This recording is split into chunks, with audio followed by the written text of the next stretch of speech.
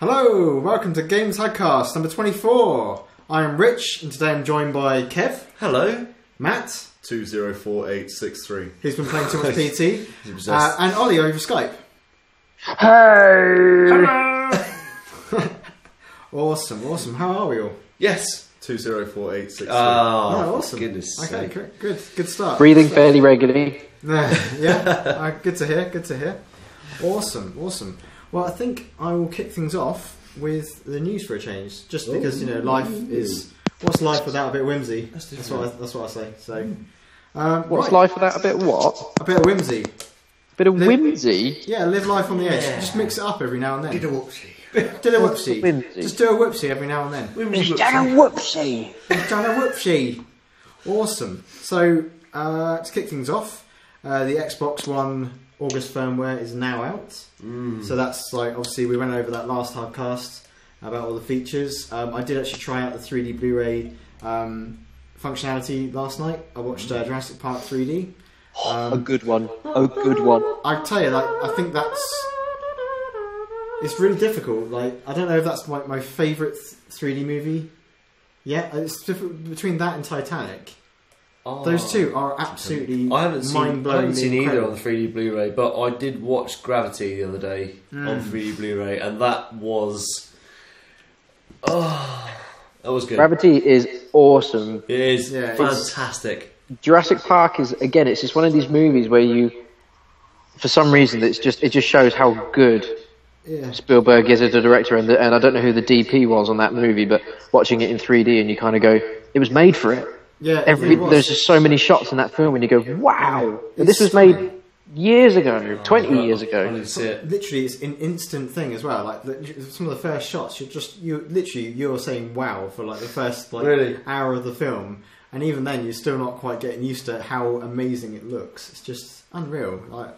Titanic still steals it for me. Is it like a sort of instant thing where you're like, instantly you're like, wow, or is it like is it all the way through? You're kind of like, does it let up or does it get boring after a while? No, it's brilliant all the way through. Seriously? Yeah, Constant. It's incredible. Good stuff. Awesome. Jurassic Park, man. Yeah. Gotta love the JP. Just keep your numbers. 2048. Is that the first thing? That's it, yeah. Just let him say his numbers. Sit there in the corner and say numbers. 2048. 6-3. Sweet. Well, the PlayStation 4's upcoming share play feature will only be limited to 60 minutes at a time. I guess this is because they don't want you playing someone else's PS4 all day. So you actually have to be there to consciously say. I think it might be a technological thing at the moment. It might be as well, yeah. It could well be like, yeah, it's one of those things. But I still think it's a good idea. Yeah. Again, obviously, they were saying about this years ago when they first or at least a year ago when they first announced the PS4 and its functionality. Yeah, I was at the launch event, not launch event, reveal. Yeah, the reveal. So it's nice that we're finally getting it, which is good. Better late than never. Sorry? Better late than never. Better late than never, indeed. Absolutely. Yeah. Awesome. PC fans, Roller Coaster Tycoon World is coming to PC 2015. So Matt is very happy about that. How happy are you, Matt? Say the So numbers. much so, I am wearing a I think you was going to rip your shirt down there and just do a little dance. I love Roller Coaster Tycoon. 2048. It is a good game. There you go. I am jealous. Awesome. Very jealous. The crew won't release on PS3 or Wii U due to technical infrastructure differences. That doesn't say much for the Wii U, does it? It doesn't say much for the crew. Doesn't Doesn't care in the That's first true. place. That's true. That's true. Doesn't say much for the crew. Just go get Need for Speed. Yeah, or even Drive Club or Forza Horizon 2. That's I think it looks amazing. It looks awesome. Can't wait. But yeah, Drive Club actually looks a lot better now, I must say. But we'll get to that in a bit. Awesome. So Meta Knight return is confirmed for Super Smash Bros. My character. For both Wii U and 3DS. My character, man. It's my character. So are they releasing characters like per month? Because last time we did a HUDcast, it was like they were doing Captain Falcon. They're just announcing them bit by bit. I think that's cool. Whenever they want. When's it due? I think it's good. I think it's good that keep people interested month by month by releasing characters and keep people interested. But like the problem is though, they keep doing that, and there's still no release date. So they could do that until 2017. It doesn't matter. Fans will be fans. They've got a release date for 3DS. But not. I'll be getting the 3DS version. When's that? November. Just get a Wii U, then you can get both. Yeah. If I win one, what's a Wii U? Like 50p now? Just get one. Yeah, it's like 150 quid, man. Is it? Second hand store. Wing Fellowship. Just pick one up. I still thought it was like over 200 quid or something. Advocates for the games industry, just get a fucking second hand one, isn't it, man? I like the Wii U. It's good, with the games it has. There's a load of games on there that I would like to have a go at, but maybe one day. As soon as there's more than 2 games for a console that you want to play in the console, you can pick up for under 200 quid. Yeah, but the way I look at it is like the Wii U at the moment is like the only real. I love my console. The PS4 is amazing, but I think the Wii U at the moment is the only console that actually brings your friends together in one room to play games that you want to play. Sure. It's Nintendo's big pulling trait, isn't it? Yeah. The Nintendo generation are always good at making you want to play games with mates. Yeah, you can't take that away from them. No. Fair enough. Awesome.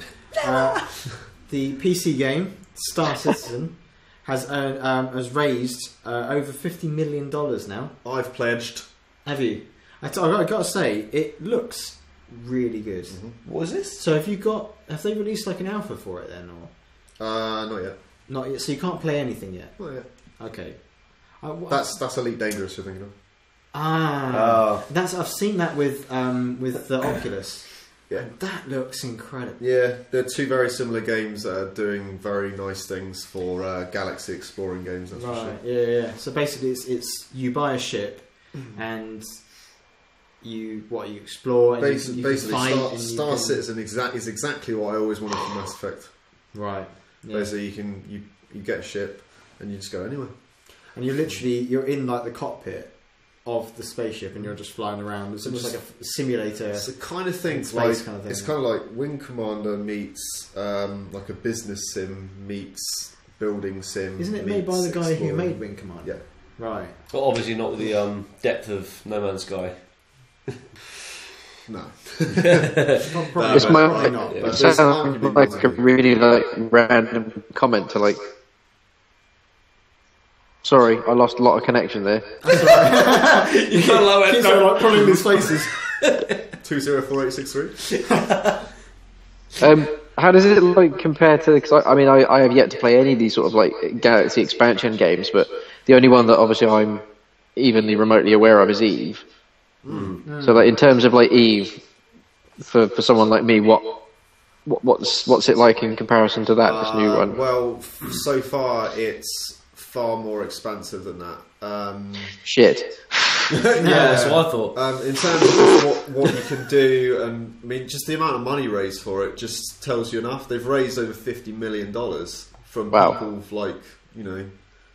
pledging basically. Jesus, to raise that amount, that's that's half the amount that GTA got on its first weekend of actually selling its game, wasn't it? GTA 4? Yeah, pretty much. It's like half of what it took to make GTA 5, I think. Yeah. Christ almighty. So, it is unbelievably backed, and it will be a phenomenal game, I'm sure. So. Good shit. Sweet. Great. Well, the Call of Duty's Advanced Warfare Xbox One has been announced. Basically, it's like a special Xbox One special design.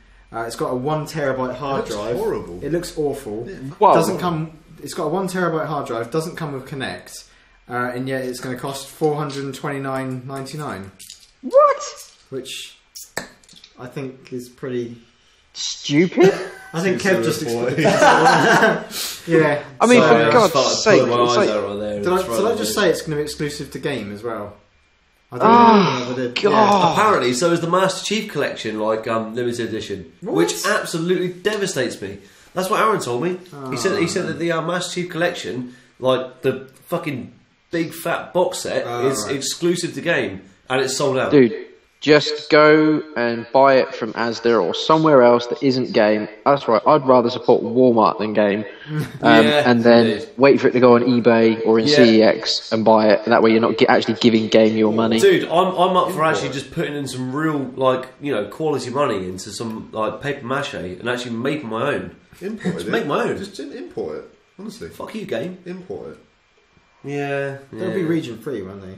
Yeah, I guess. You could try it. Yeah, just import But that's ridiculous. Like, why are Microsoft in this situation where they've just removed Kinect from the console, which is a really stupid idea in my opinion, and then reduced the price of a console to then release another console with double the hard drive space for the same cost as an Xbox One with Kinect?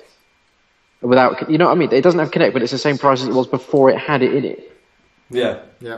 What are you doing? Do you have a business model? Yes. Then fucking stick to it. Jesus, do you want to make... I don't get it. What are they doing? They're probably listening in on this podcast like, wait, business model? What is a business model? What is business model? What is business? We don't seem to understand what people want, so we just make shit up. I don't know whether these accents That sounded really racist. They're American companies. Yeah, I'm not sure why I went Indian. the guy who's running Xbox right now seems more enamoured with doing ice bucket challenges. That's true. Oh, yeah. He's done I saw it today. So yes. Well, as long as you donated a lot of money, then that's fine. Yeah. But for God's sake, just stop tipping ice on your head and start sorting it out. For God's sake. Work. Actually, bring some I'll tell you games what. to Xbox One for Yeah, I agree.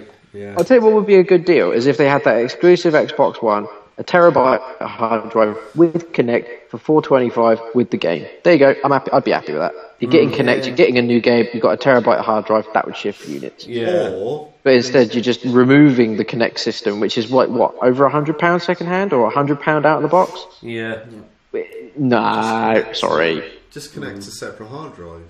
Yeah, it also. I mean, the Xbox One completely supports external hard drives now, so I don't see the point of all this like internal space anyway. It's a subject for another HUDcast anyway. But I think actual hard drive space on a console, those days are not necessarily numbered just yet. But I think I don't even want to get into the future of that. But we'll get into that another time. But I don't even know if you'll need hard drive space on your console eventually. But we'll get to that. PlayStation Now. Exactly. Yeah, exactly. Yeah. Exactly. You heard it here first. So we'll get to that in another podcast. I think that's all good. It's all good. Anyway, moving on. The fan project remake of the original Metal Gear has unfortunately been canned. It's not going ahead. It's a shame because there was a trailer out. Canned doesn't mean canned. It's not going ahead. It's been pulled by Konami. Right. It wasn't canned. Oh right, okay. So you're saying right. So it could Who still pulled be it, being sorry? made then. But Well, no, it was basically it was just Konami stepped in and said, "Excuse me, that's not property." Oh really? Oh, okay. So Konami, damn. did you say Konami pulled it? I suppose he even got so far as like minute production before they. Well, Sorry. There's a trailer out. There's a 3D Pokemon game out. Right. On indie sites, and that's Nintendo still hasn't stepped in on that yet. Wow. Yeah. So, sorry, I think my line went a bit funny then. Someone say Konami pulled the project. Yeah. I thought that Konami were okay with it. Yeah, that's what I thought. Do you know what would have made even better sense is if Konami just kind of went on board and went, you know what, we want to get in on this, so we'll give you a little bit of money, and you go ahead with it, but just give us a bit of credit. They did a trailer, and that had like David Hayter, like the voice of David Hayter in the trailer. But I guess why don't they just chuck a bit of money at them and say, good job, thanks for giving us the heads up, we'll take it from here. No. Or just give them the money, continue doing it, and take the glory when it's a success. Oh yeah, exactly the same. Yeah, exactly. My feeling on this is that Kojima's doing it. I'd like that to be so. I think they could be. I mean, awesome. I mean, in today's world where like intellectual property is just stolen everywhere. Yeah. I don't think it was a case of Konami just going, excuse me, we own that. I think it was more, I kind of behind the scenes, I think Kojima's working on something, maybe just a remaster, I reckon. Right, fair enough. At some point. Oh, what was stopping in the tracks? I'd be Maybe more than up for that. That'd be awesome. Don't steal the limelight. Cool beans. Okay, so there's a Pokemon trading game coming to the iPad. yes. Actually, I'm actually psyched. Yeah, I it's really like a am. Hearthstone. Fucking awesome. Yeah. Fucking awesome. I'd be up for that. I definitely. don't mind that kind of thing. Ollie's putting a silly face again. I think. Well, mine yeah, Ollie's- I have to say, I think mine Ollie's. Your face to say it all, but no, I Yeah, I think think me and so. Matt seem well, up for that. you know, Totally I mean, right. for my birthday last year, was it last year that Pokemon X and Y came out? Rich got me Pokemon X for my birthday last year. You know, I was looking for an RPG. I'd never played I'd never played a Pokemon game before, and you know, I enjoyed it. I can't say I didn't enjoy it. I'm not so sure I'd go out of my way to lap up the franchise, but you know, if it's an it's a game that's enjoyable, isn't it? So. Yeah, you know, it was an RPG. It ticked all the boxes that I needed. It was good. This is basically this, like, you used to be able to collect the cards and have like, the actual card game. This is just that in an iPad form, basically. So Perfect for iPad. Yeah, rad. I think Perfect for iPad. Pokemon Stadium was the last. The Pokemon Stadium on was it N64? That was the last game I played. Pokemon style. It's pretty cool. Like, I like that because you could put in your Game Boy game into it and then bring your Pokemon The fact into is, the game. Yeah. like, I don't think the actual card game really kicked off in the way it was supposed to, because I know in Japan they actually played the game like they should do, like doing like, here's my move like 20 times, taking off your hit points. Whereas over here and in America, we just used it as a trading card game. Yeah. Well, that's all we did. my sister used to collect them. And, exactly. And she would just wanted the cards. Yeah, exactly. So, It wasn't about playing the game; it was all about trading and getting all the shinies and all that kind of stuff. Yeah.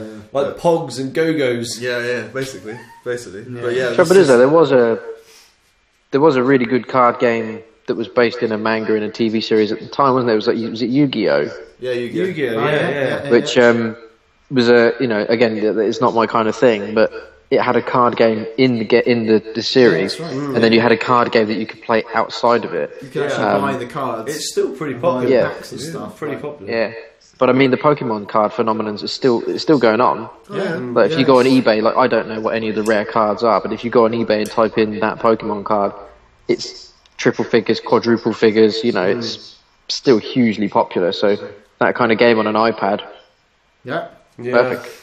Definitely. There's a reason it's so popular. I'm not. Yeah, I'm not yeah, adding it is. microtransactions. No. I'm not playing with microtransactions. Well, you'll probably have to buy packs. Oh yeah, you have to buy packs. So that's your microtransaction, isn't it? Or is that like you to probably play on? you probably have a starter pack like you do you do in Hearthstone. And I'd imagine you could probably collect them over time. Yeah. But it'd be a lot slower than just kind of buying a pack. So I think the way it works usually is that if you beat someone, then you get their cards. Ah, right. So savage. Yeah. So that should probably that'd be the way it works. I imagine in a trading card game. Ah, fair enough. Cool. Well, I'd be interested to take a look at it. Awesome. So there's a new range of Lego coming out. Minecraft, all Lego, which looks pretty badass. It's pretty awesome. That's my Christmas. I think Matt tagged me and my wife in it as like a Christmas present for Travis. I'm not so sure. Really? I saw that. Yeah. Oh, nice. I'm not so sure I've shown him it yet, but the chances are he's a 10-year-old kid online. He's going to know. He's going to find it. He's going to find it. Yeah. Awesome. GTA Online Flight School update comes out today. So basically, that's a bunch of new planes and helicopters, and I think a few cars and stuff like that. Extra stuff. I think it's all free, isn't it? These updates. If you're into GTA Online, I think everyone's too excited for the new one for the renewal.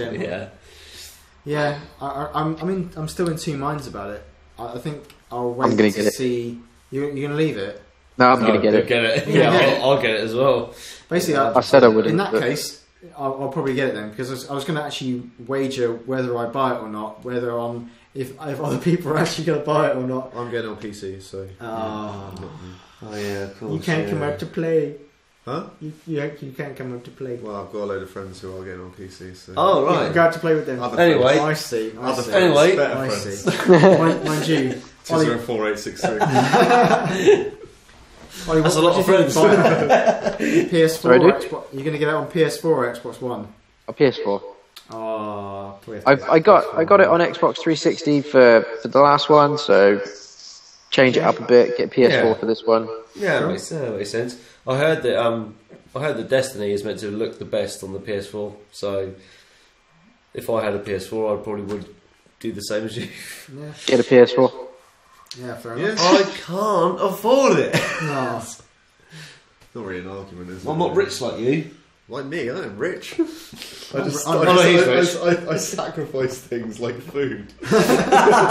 You don't need to eat. No, just eat loads of watercress. That's what I heard the other day. Okay. It's a superfood. It's I'll awesome. do that. I'll do that next month, and then next HUDcast. Just live on we'll, watercress. Yeah. That's all you need. Well, just think about it. Just don't spend any money on your food bill for the next month. And And there you go. well, you it's need a console. electricity because you need That's electricity. actually. But a good heating, show. like if you've got gas, don't pay your gas. Yeah. Don't pay your water. Yeah. Just Don't pay fill rent. up a Don't pay bucket. mortgage.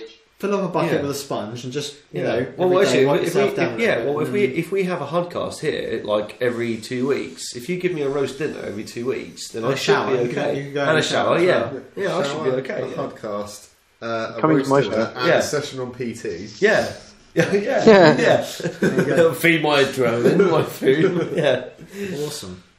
Well, Coming to my last bit of shower. news. Sorry, what's that? Oh, that's Come nice. to my shower. Good eyebrow. Yeah, baby. Uber brow. Like a leg. Last bit of news. It's been reported that it's going to take 5 billion years to visit every planet in No Man's Sky. Apparently, there's going to be over 18 quintillion planets. Yeah. What? Quintillion, is that even a word? Quintillion. Yeah. It's a word. Yeah. And That I'm just not reminds gonna- me of the that like number is Gillette like shaver advert. this long. Or something. It's Yeah. How? It's So insane. they must obviously generate while the game plays. There's no way they Pass. could. There's I no don't way. know. Well, there's no way they could even. There's no way they could have programmed that amount of planets. No, they it's must based- generate as you Well, play. They said it's procedural. It's developed by an algorithm or something. It's just Yeah, like- that's but obviously- what I'm wondering is that so that 18 quintillion planets, that's the same for everyone. Mhm. There's not. It doesn't produce that amount for each player, does it? It just does like that, and then that's it. Like then you're all in this one environment. I can only assume it's that. technically the same. Yeah, I can only assume I that guess. it's the same amount of planets for one player. Obviously, there's a set amount of planets, and then once you visit them as a player, it will duplicate them. And every time you visit one, it will just duplicate. Well, I don't know because scenarios. they've set a number of how many planets there are. So Yeah, but what I'm saying That's is a they've really set a number. stupid number. it's amazing. It's incredible. It's such a stupid number. They may as well just gone. There's an infinity amount of planets. Well, it basically Like- is because Yeah. you'll never get round scared to going into all the Exactly. planets. It's like when they made Skyrim. There's like it's infinite questing, but when you realise that the infinite questing is like you go to the Dark Brotherhood and they say kill the farmer at Mayfair's farm and you go and kill him and come back and they just tell you to kill random people everywhere. It's just infinite questing, but It's the same Yeah. quest. it's the same quest. It's like when they say Fetch there's quest. this many planets. The thing is, though, but the thing is, because it's procedurally drawn, basically they basically just set an algorithm and say like there's a list maybe of 1,000 different things that could be generated Yeah. on a planet, Yeah. and it would be incredibly unlikely that you would ever get the same planet because they would just say, right, this planet's blue. Yeah. It's got this kind of wildlife. It hasn't got an ocean. It has But- got a toxic gas in it. Yeah, but you Then know, there's the like, next one. but deep down, you know that those planets, like, even when they say there's like a quadrillion planets, or God knows how many there are, Quintillion. quintillion. Sorry, you know that those planets are going to be made up of the same atmosphere, the same layouts as other planets. Just merged together. The thing is, by the so time you're not going to get a new experience. You're just going to get to the same planet and be like, oh, this is like a bit from that planet. This is a bit from that planet. It's not going to be like, that is a good point. It's like a new planet I've never experienced. Well, I don't know, dude, because the thing is, you're playing it for you've got to play it for 5 billion years to get to all the planets. Yeah, so think how many hours you're going to play on a game. You're going to hope that they put some variety in that quote is just to make people do what we're doing. There. Yeah, that's what I mean. Well, yeah, but that quote that they're saying is just to make people like us be like, wow, that much? But really, realistically, when you get to like a certain planet, even after like 500 hours of playing, you're going to get to it and it's going to be like, you're going to recognise every single piece of texture from every planet you've been to. It's not going to be like a new planet. It's going to be like, you're going to look at it and be like, that's a piece from like Zolbar, that's a piece from Galagnar, that's a, like, do you know what I mean? It's just going to be a combination of all these different places you've already been to, but in the same thing. I have to say, I do share that worry as well. We'll see. The problem is they haven't revealed a lot, and I think like I do definitely understand what you're saying, because at the end of the day, like assets, I don't know how intelligent the programming is getting these days, but generally assets have to be built, and we'll see. Time will tell. I'm sure that what they've done, if it's that big, they've built enough into it where it would generally feel different, each time, and even like, it's as simple as just changing a texture, and then and it can look different. It can be a completely different object. So, it could be a case of they've just done a crap ton of different textures and things like that, and then the ways that things are formed. So, like, is it jagged edge? Is it smooth? Is it that kind of stuff comes into it as well. And when if they're going through like an algorithm, it's just generating something completely random. Unless the developers from No Man's Sky aren't actually human. I mean, creatures and stuff like that. Like, there might be some repetition there. We will end up seeing. I don't know. Who knows? But yeah, I'm so intrigued by that game. Yeah, I'm massively intrigued, but I'm saying right now that there will not be that many planets to visit without repetition. Countless repetition. There will not be it. Bet. Yeah, I bet you. A beer. A pint. A pint, yeah. Is that it? Yeah. Not how many planets was it? 18 quintillion. I bet you 18 quintillion pints. Every planet you go to that you don't see repetition I on. think that's a good idea, dude. just one. Just one pint. Yeah, that's I want to get drunk. It's such an insane number, though, isn't it? You think they would have picked a number that people might have feasibly been able to have gotten to? It might have taken them 20 years, but you think they might have just sort of scaled it down a little bit. Exactly. Because there will be someone that will be like, oh, I'm going to go to all the planets in this star system, or all the planets in this star system, and it's really cool that they've obviously been able to find a program that can do that, because that's advancement, that's technology, it's great that we're moving forward.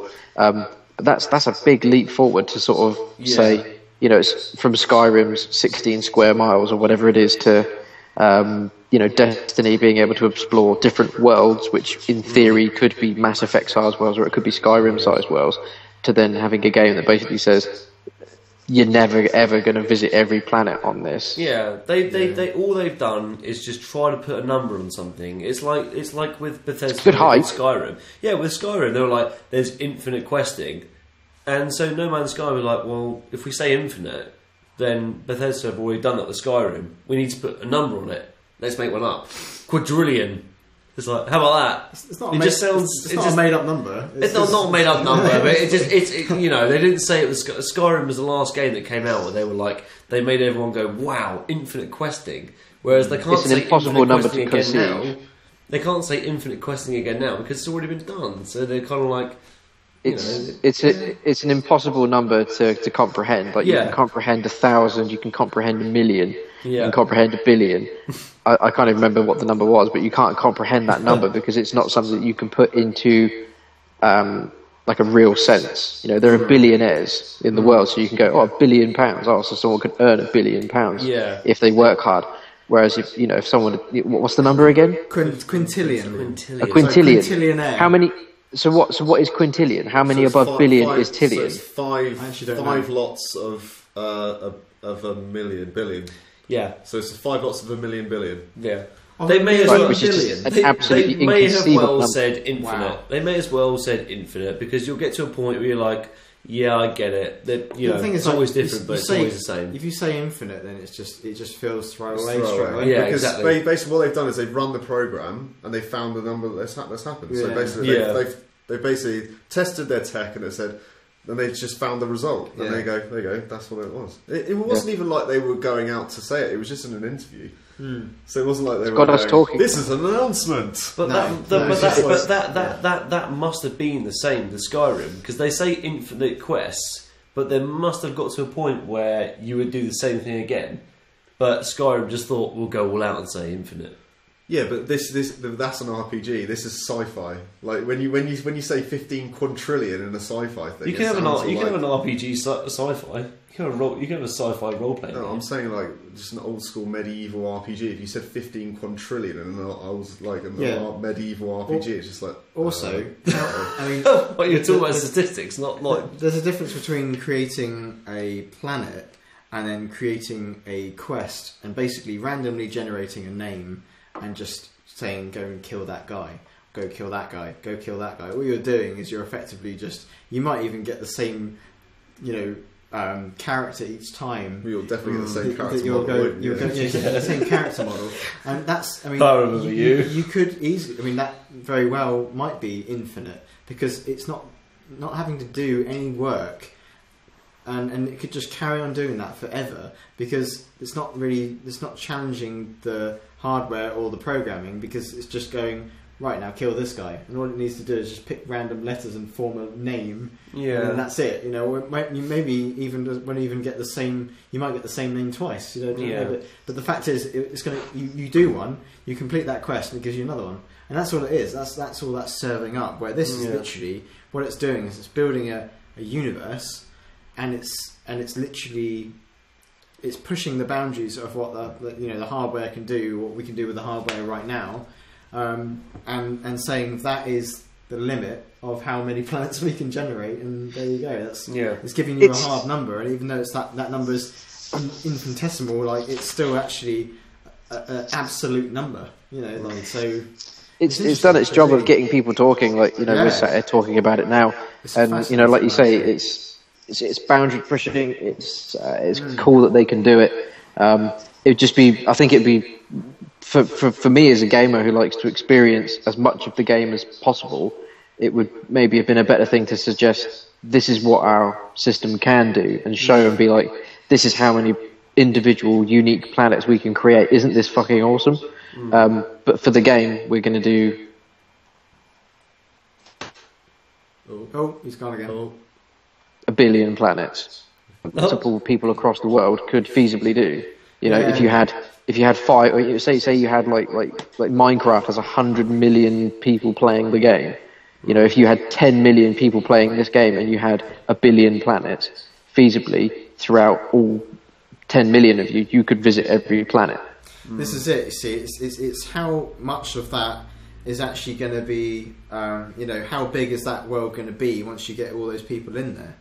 Absolutely, that's totally true. But like you say, it's genre pushing, it's boundary pushing, it's epic, it's incredible, and it's astounding that you can even create a game that has that many individual unique planets, regardless of whether the sky is red in one and blue in the other, but exactly the same lives are on the planet. It's still different, It's like Earth and Mars. We're not massively dissimilar if you go back all that time, but it's Gravity as well. I wonder if there'll be different gravity. Yeah, that's quite an interesting idea. It intrigues me. It intrigues me, but it kind of puts me off because I'm obviously different to every other gamer, but I'm one of those people that I pick up a game and I want to see it for like a really good story, a really compact story that I can immerse myself in for regardless of the period of time. Skyrim is kind of different, but I do like my short, compact games. Like I like my Dead Space, my Halo. I like those ones that have like a really compact story that you can get enveloped with. No Man's Sky doesn't interest me by saying you'll literally never ever complete this in your entire life. It's like they're not saying that. They're just saying that you won't explore it all. Yeah, but that doesn't entice me. It just makes me feel like I'm not. It's a great thing for some gamers because that will be a draw. because it would be like World of Warcraft. You know, it could just keep coming. That's the Yeah, thing. and you're entitled to that opinion. That's totally cool. But it's just it's not one of those games. Well, it will have a story mode. Yeah. Well, no. It's like it's almost like I don't know. It's just I like the Elder Scrolls games. They have a story. I just hope that No Man's Sky has a story. I would say Not sure it will. Yeah, because at the moment they're just like have some kind of it's like missions in it. Yeah, at the moment they're kind of like that's why No Man's Sky doesn't entice me. It's like Elder Scrolls games had the same kind of premise where they're like it's fucking huge, but No Man's Sky is kind of like it's massive. Isn't much of a story, but there's loads of planets. Whereas like the Elder Scrolls was kind of like there's a massive story. You're going to have like an immense time with the story, but you can also go off and do your own thing and spend hundreds of hours. No Man's Sky is kind of like come in. You'll never ever explore every planet, but just go and find some plants, do some stuff, fly about in space.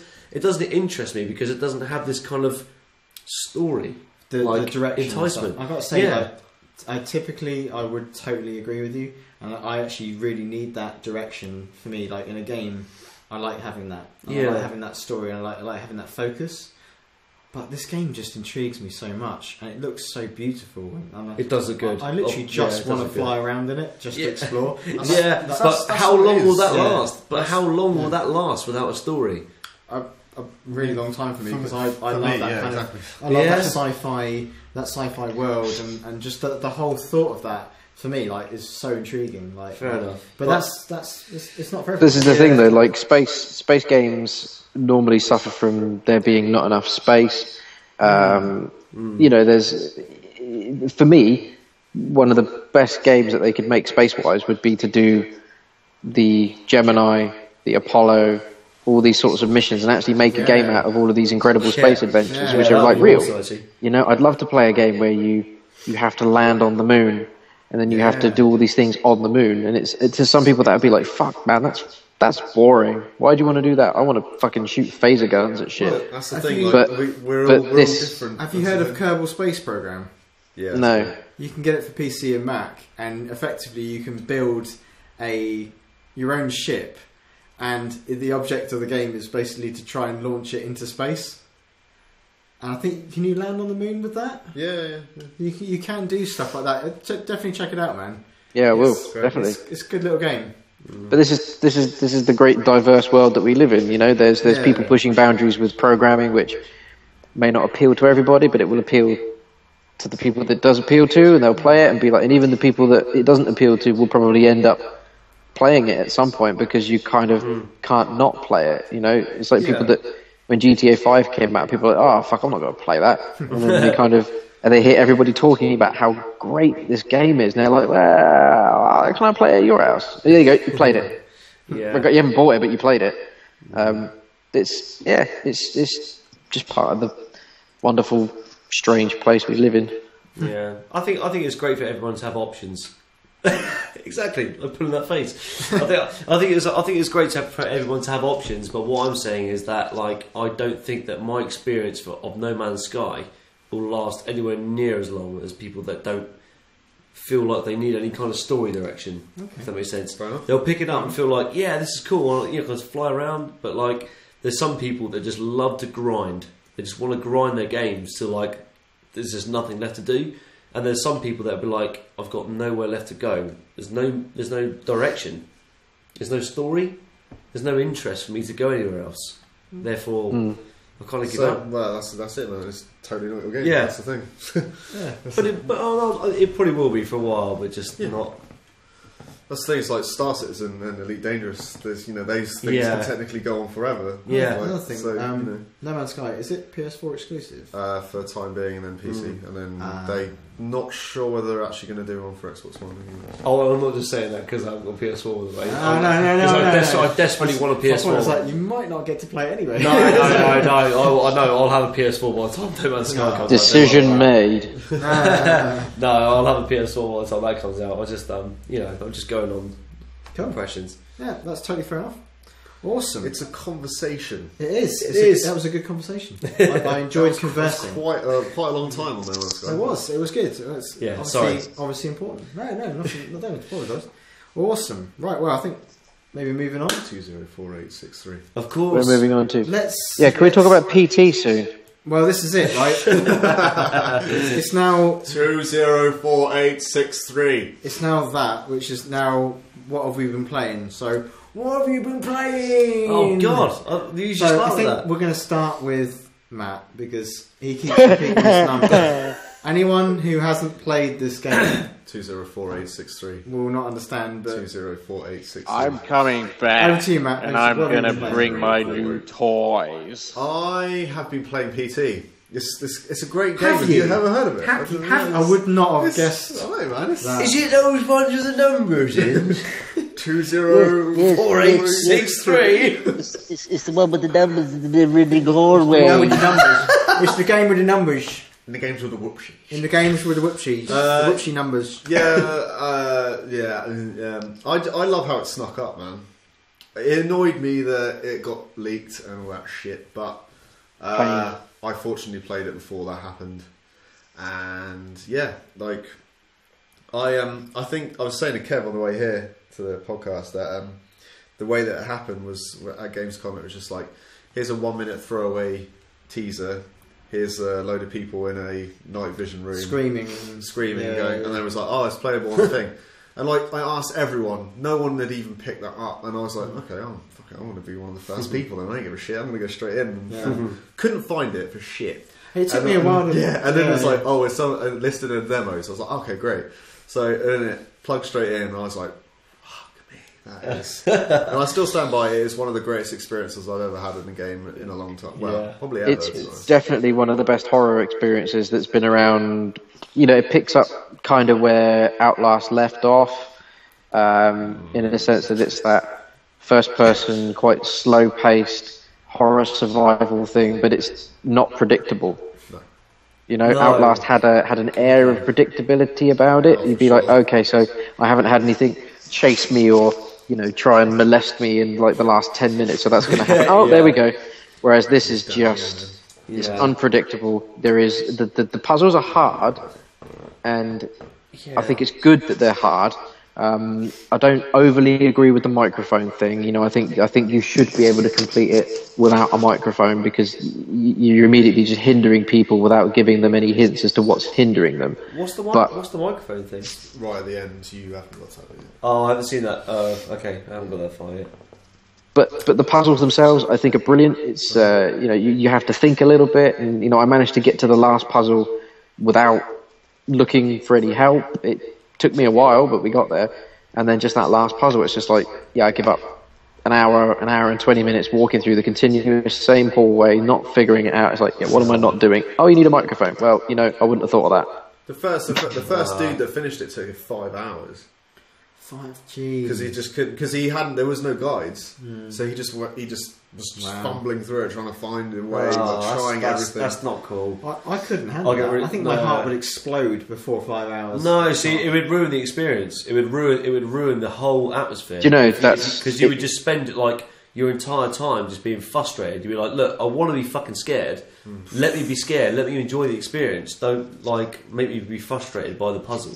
I think that's what the last bit was. If you can take out the microphone element, then you feasibly should stumble across how to unlock it.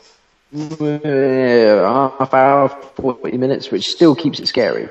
But I played that last puzzle for like an hour and a half before I just finally went, what am I not fucking doing? Do I need something? People are saying I need a microphone. Do I need a microphone? And then just every guide, and obviously I asked Matt because he finished it, and it was like, yeah, you need a microphone. It's like, well, you know, now I'm not finding this last bit scary because it's, you know, I've just been playing it for an hour and a half, whereas the 45 minutes that I've been playing for the previous puzzles, I just shit my pants on because it was, okay, so I can't figure it quite out, but at the same time I don't quite know what the fuck's going to happen next. Like, I don't know what I'm doing, but because I don't know what I'm doing, that's scary, but when you get so stuck that it becomes irritating. Well, it does, yeah. It became just a little bit irritating. But I will say, once everybody knows how to finish it now. As long as you've got a microphone and you do one of, 6 or 7 different ways, you're going to finish it. And when I played it with Travis last night, that time round was scary. it took us 20 minutes to do the whole thing, and it was scary as fuck. Yeah. That's the thing I love Really about it, because good. I've done it 3 times now, and it's just like, every time is still scary. Oh no! Oh, we've lost him. Ali. Hang on a minute. Lost him. I'll phone him back. He's gone! So yeah, I'm still scared every time, man. Honestly, I can't handle it.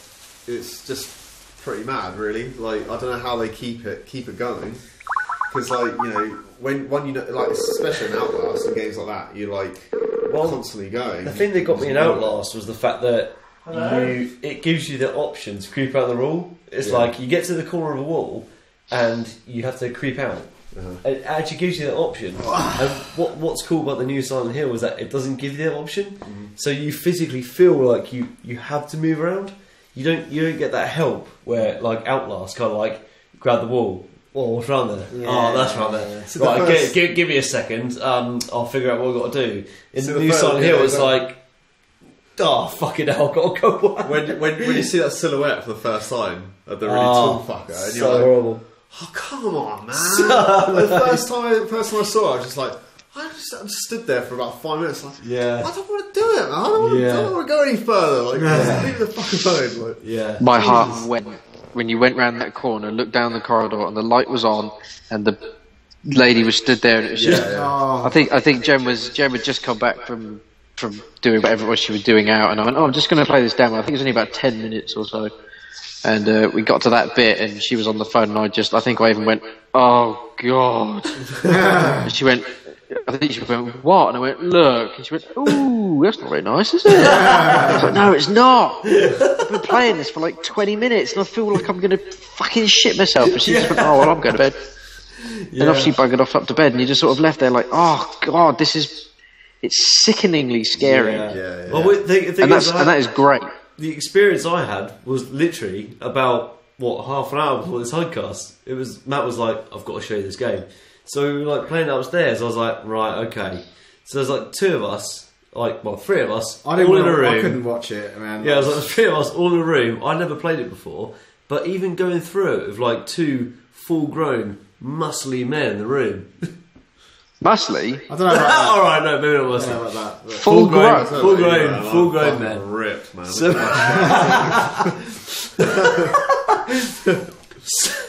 just I was cowering in the corner. I put my hood up, my fingers in my ears, and at one point I put on Stevie Wonder to try and like calm myself down. Like, he kept playing like 80s tunes to try like 80s, like 70s or something, 60s, 70s, just to try and like calm myself down.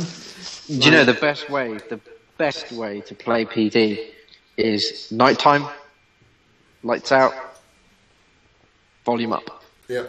Okay, if we're You can't play it any other way. Headphones are the only way for that game. I cannot do it. I cannot do it. Literally, my experience of the whole thing was I got through to the point where she jumps you the first time, and I went up to the door, which was the door before the stairs. Yeah. Turned around, and she was right there on my face, and I let out this visceral noise. It was just like sheer fear, sheer terror. It wasn't a scream. It was more like a yell, but it was just like, ah, like this kind of thing. Like and I got myself so worked up after that. I couldn't go back to it, and I haven't gone back since. Turn around. Because obviously after Look that you wake up. behind you. Yeah, you wake up back in that room where you start. I walk through the door and looking at the first hallway. And I took like one step forward, and I quit. I couldn't do it. I couldn't face playing anymore. It's the sort of game that reminds me of when I was really, really, really fucking young. And like it reminds me if say my girlfriend was staying away from the apartment, and I played that game, and like I went to the kitchen, and my bedroom's over there. It's like I've got to put the kitchen light on, like, before I get to my room. It's like, I'm not fucking going on the corridor with the light off. Before I get to my bedroom, it's like, I'm not doing it. It reminds you of that. Remember that, like, how you felt when you were a kid? When you used to have to, like, run from the bathroom to your bedroom because you didn't want to, like, look down the stairs because it was too dark. That's how that game made me feel. It's great. It's a fucking masterstroke, man. Yeah. It's an absolute It's great. masterstroke. Yeah. It's great. I mean, as long as the puzzles don't require anything that you don't know about in the game, it's going to be fucking phenomenal. But the thing is, like, you can't maintain that intensity for 12 hours, man. This is it. If that's going to be what the real game's, then the game's like, no. I'm not doing No, that but for 12 hours. all they've got to do to get this new Silent Hill game, to get the new game right. I mean, it's got Hideo Kojima, who, you know, love him, hate him. He's a good storyteller. He's a master storyteller, really. Then you got Guillermo del Toro, top of his game right now, as far as I'm concerned. Master of the indeed. nasty. Yeah. Master of the nasty.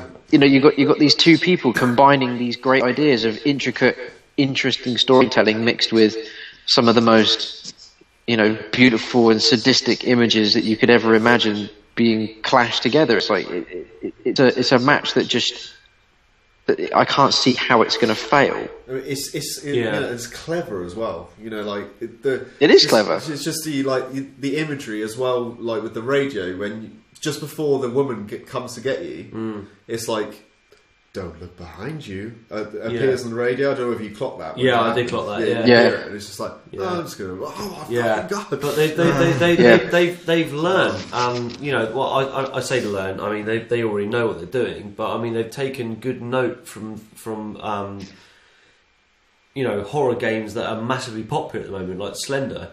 You know, Slender was incredibly terrifying because it was so repetitive. It was like collect the 8 pages. You would collect like one page, and the only thing you would do after that is collect another page.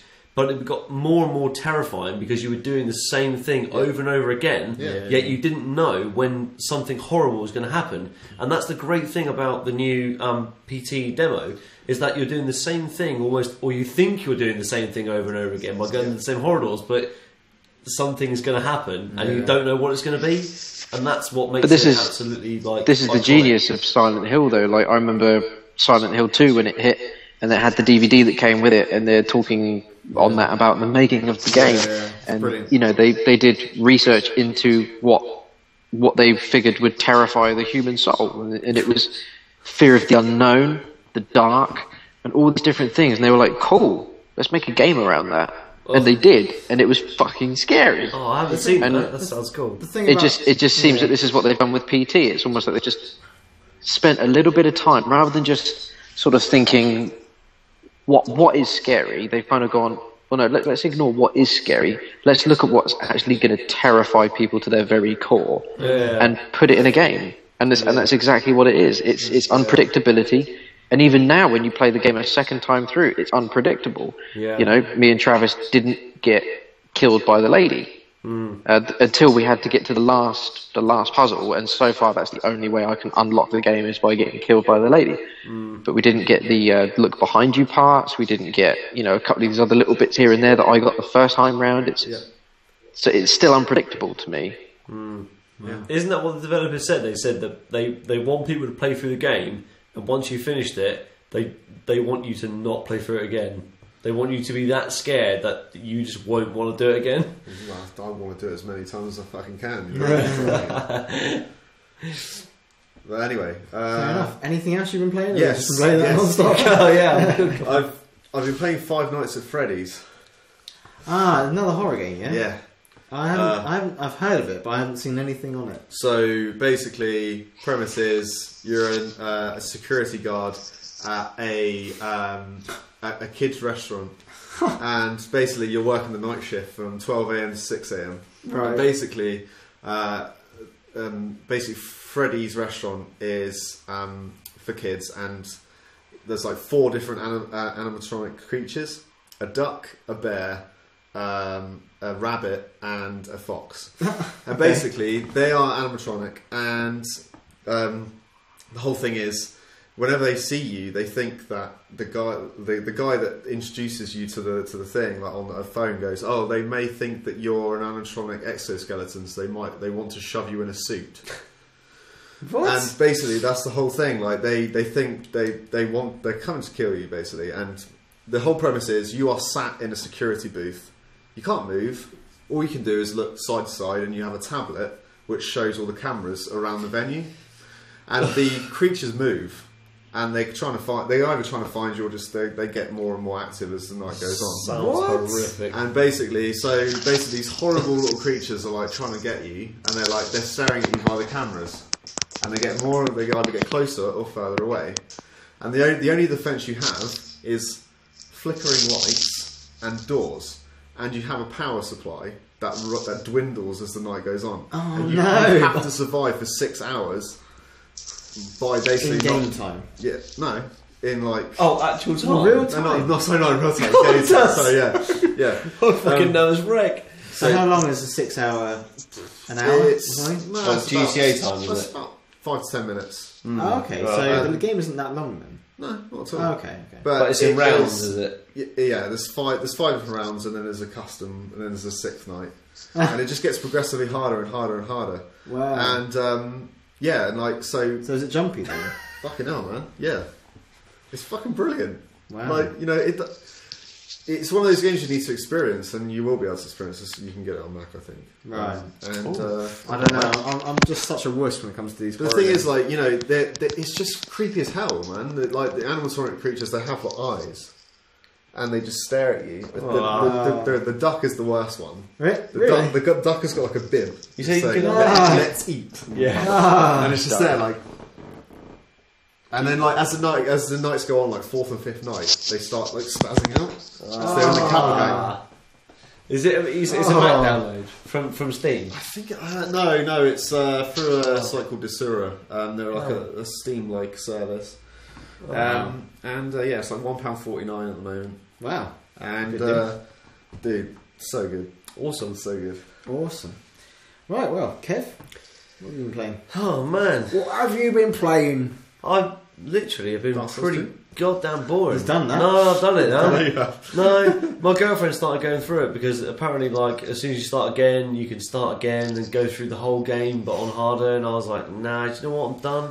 Because the whole thing that got me with Dark Souls was the mystery of like going through it the first time, seeing all these new places and not knowing what was coming next was the great thing. But now it's like going through it again on harder just doesn't interest me. Fair enough. Maybe because I just didn't enjoy the gameplay that much to be able to go through it again. I don't know. Okay. Apart from that, I mean, I've been really busy at work. So me and my girlfriend have literally been playing like loads of Gears of War. Okay. We've been doing loads of online horde mode Awesome. with a couple That of is so people. much fun. Yeah, with a couple of people online. We're doing loads of horde.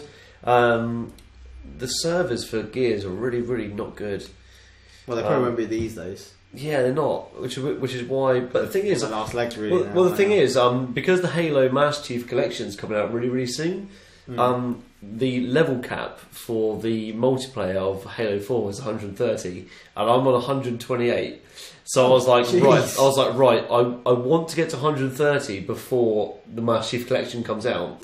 So I said to Amy, I was like, right, on the weekend you need to give me some time because I want to get to 130. And I started doing loads of multiplayer on Halo 4 on the Xbox 360, and the servers are still incredible. Wow. For that game. It's like Team Slayer, bam, finding players, done in a game. Like, it's not a year old yet, though, is it? Oh yeah, it's way more than a year old. Is it? Oh, is it a couple of years now? Yeah, it's a couple of years I older. I lose track of time. 2012. Yeah, Really? Considering how much work Blimey. 343 are probably putting in. Yeah, considering how much work 343 are putting into, more Halos. I was really impressed to see just that the multiplayer still is. That's impressive. You can just jump in and go. And I'll say a bit later on something I've encountered already. Yeah. With another game.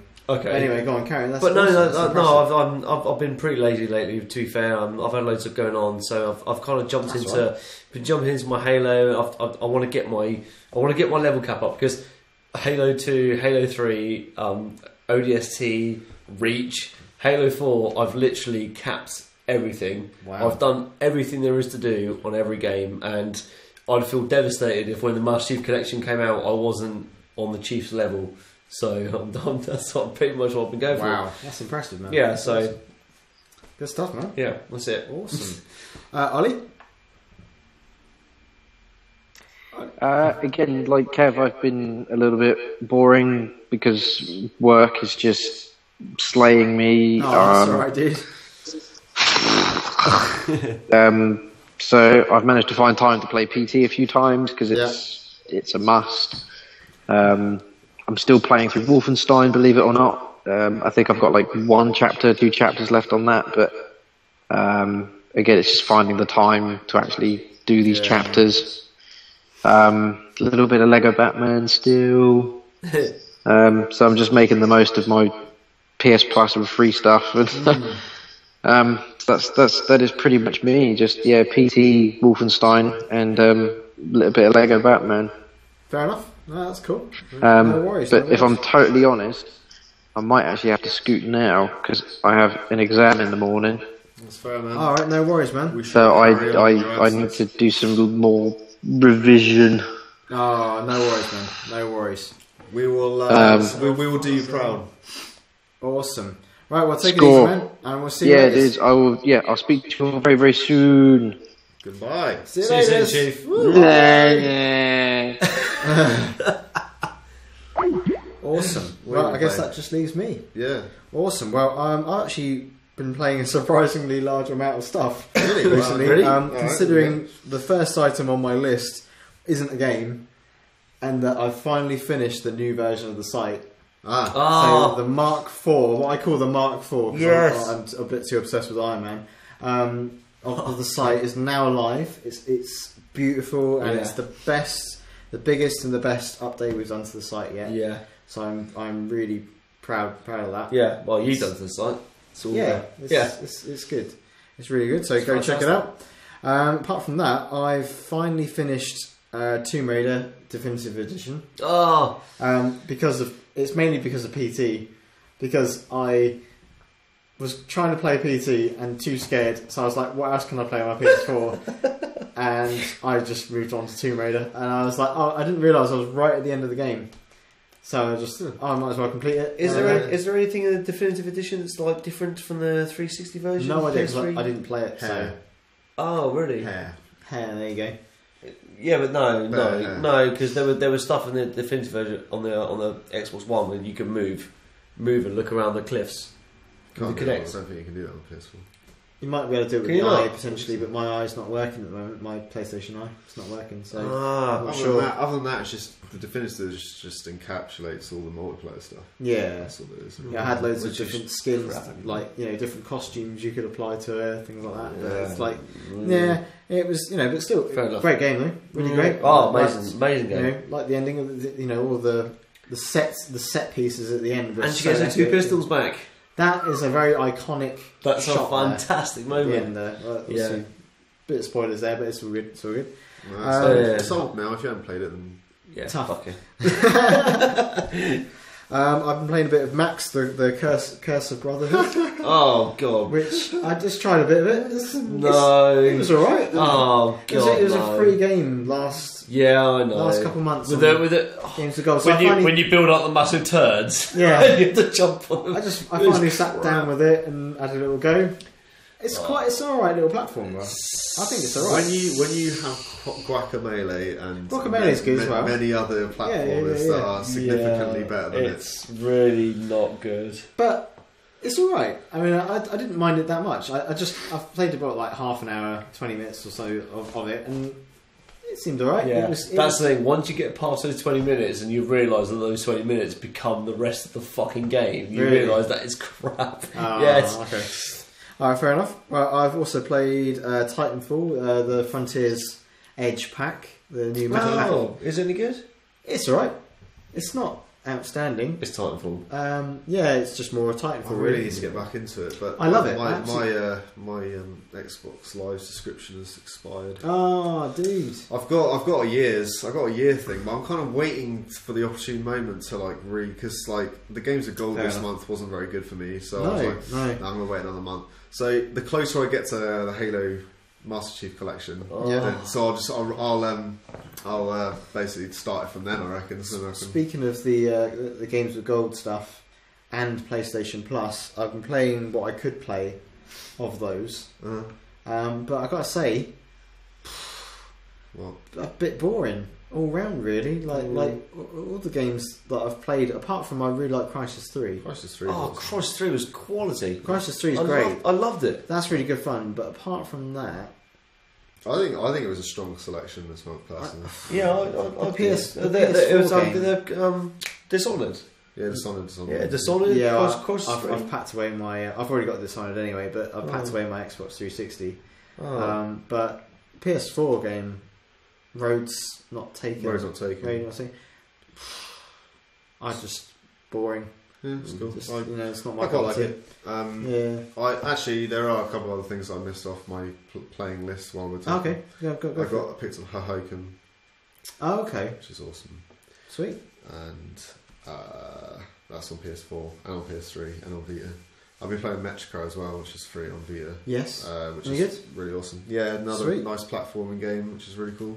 Awesome. I got Counter Spy this week, which I can't wait for. It's going to be great.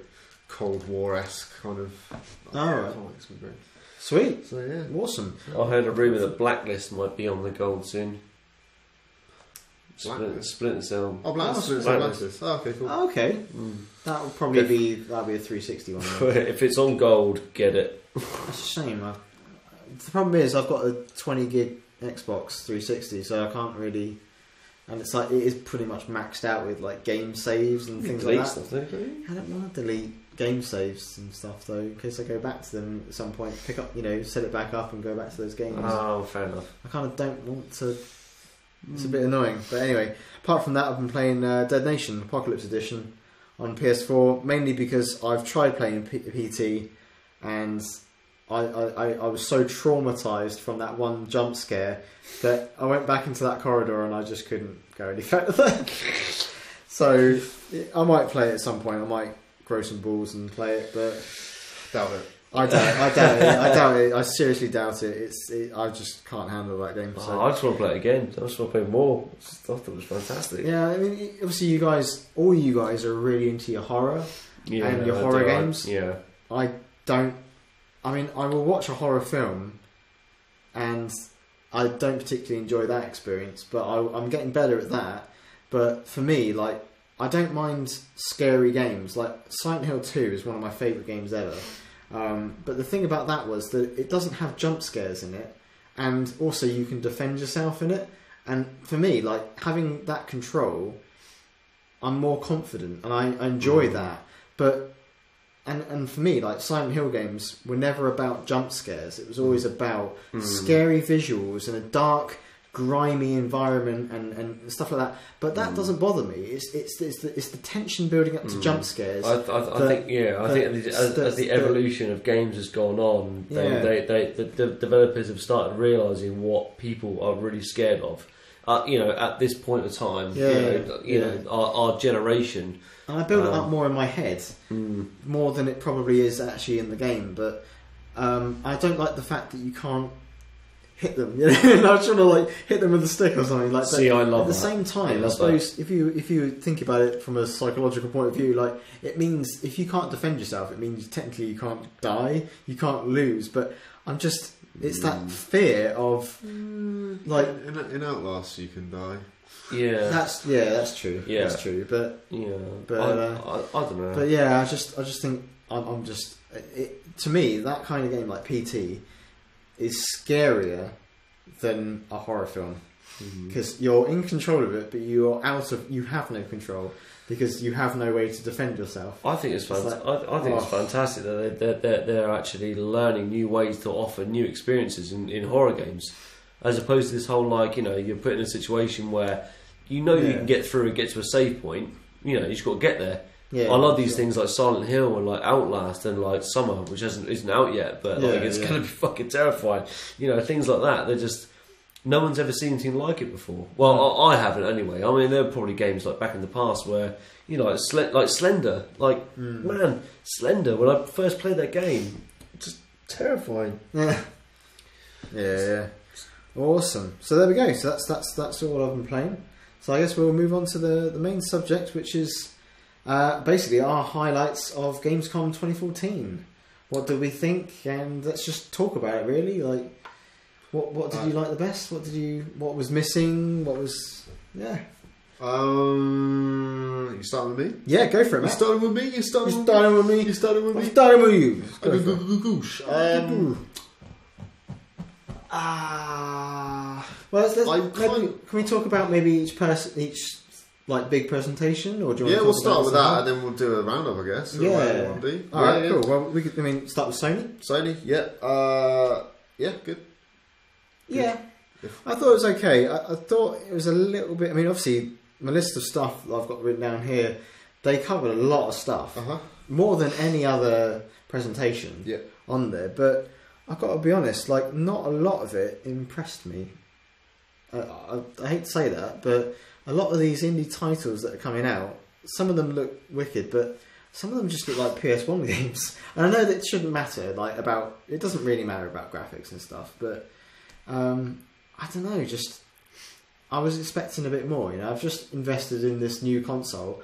I want something that's going to blow my mind, you know, visually and you know, challenge what it is to be a video game, you know. And I just don't know that that they're delivering that. But I don't know what your thoughts are on that. It's time. There's time. I guess, but The thing is, like, the Gamescom is a fairly.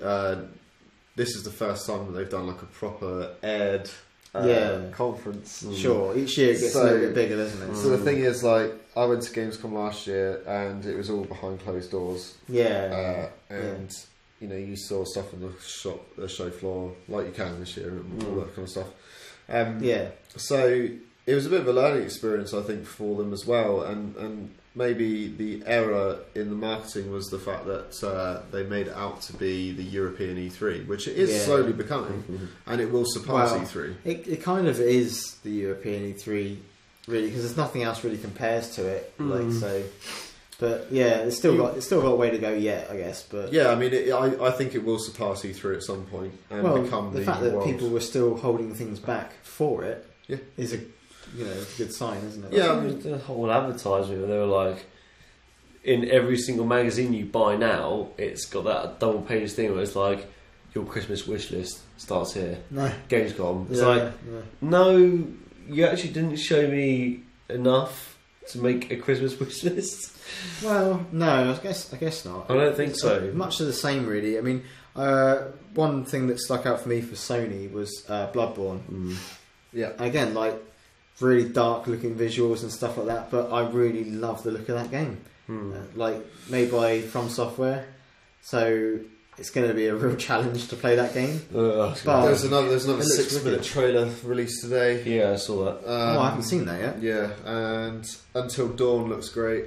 It's a teen horror movie game. Oh yeah, that does, in the cabin. Yeah, that does look good. That does look good. I don't know if I'm quite up for that because I'm a bit of a wuss, but yeah, there's another that sounds... Here he is again. No, we'll see. Yeah.